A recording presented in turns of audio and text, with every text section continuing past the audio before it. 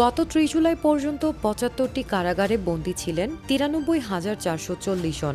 অথচ এসব কারাগারের মোট ধারণ ক্ষমতা মাত্র ৪৫,২৮৬ জন।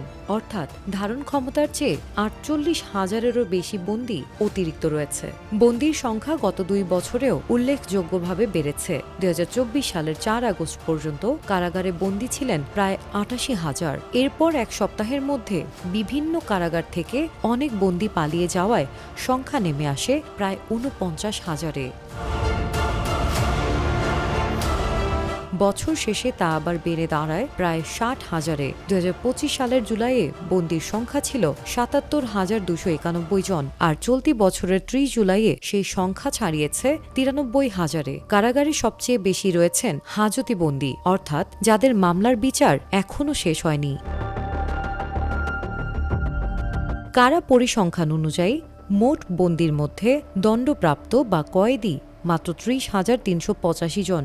অন্যদিকে প্রায় ৬৩,০০০ বন্দির বিচার কার্যক্রম এখনও চলমান। পুরুষ বন্দির ধারণ ক্ষমতা যেখানে ৪৩,২৫৭ জন, সেখানে বন্দি প্রায় ৯০,০০০। নারীদের জন্য ধারণ ক্ষমতা ২,০২৯ জন, অথচ বন্দি রয়েছেন ৩,৫১১ জন।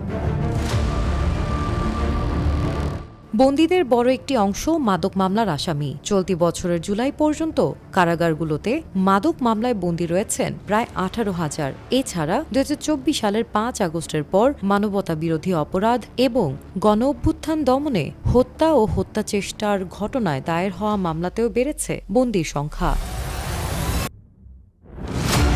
কারাগারে অতিরিক্ত বন্দির কারণে শুধু জায়গার সংকটই নয়, তৈরি হতে পারে নানা ধরনের মানবিক সমস্যা। বাসস্থান, খাবার, চিকিৎসা ও চলাচলের উপর বাড়ে চাপ। মানবাধিকার কর্মীদের মতে, ধারণ ক্ষমতার দ্বিগুণ বন্দী থাকলে বন্দীদের স্বাভাবিক জীবনযাপন ব্যাহত হয়, সংকুচিত হয় চলাচলের জায়গা, বাড়তে পারে স্বাস্থ্যগত ও মানসিক সমস্যা।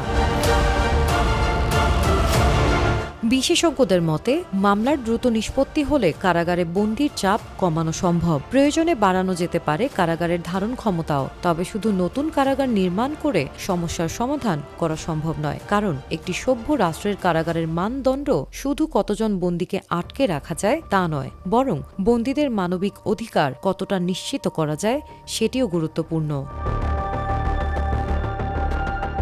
ধারণ ক্ষমতার দ্বিগুণ বেশি বন্দির এই চাপ কারাগার ব্যবস্থাপনার জন্য বড় চ্যালেঞ্জ হয়ে দাঁড়িয়েছে। দ্রুত বিচার, সুষ্ঠু বন্দি ব্যবস্থাপনা এবং মানবাধিকার নিশ্চিত করা না গেলে এই সংকট আরও গভীর হওয়ার আশঙ্কা রয়েছে। News desk, CZN24।